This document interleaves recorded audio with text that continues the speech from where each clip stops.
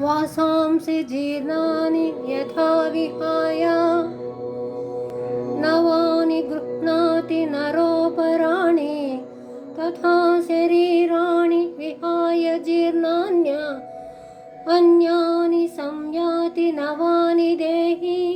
అర్థం: చినిగిపోయిన పాత బట్టలను విడిచి వేరే కొత్త బట్టలను ధరిస్తున్నాడో అలాగే దేహి అయిన ఆత్మ పాడైన పాత శరీరాలను వదిలి వేరే కొత్త శరీరాలను ధరిస్తున్నాడు. వ్యాఖ్య: గీత యందు భగవంతుడు కొన్ని ఉదాహరణలు తెలియజేస్తున్నారు. చాకలివానికి మురికి బట్టలు వేసినప్పుడు బాధపడుటలేదు. చెట్ల ఆకులు శిశిర ఋతువులో రాలినప్పుడు బాధపడుటలేదు. ఎందుకంటే కొత్తవి తిరిగి వస్తాయి కాబట్టి. మరణం కూడా అంతే. జీవులు తన జీర్ణ శరీరాన్ని విడిచి కొత్త శరీరాన్ని పొందుతారు కాబట్టి మరణం బాధపడవలసింది కాదు.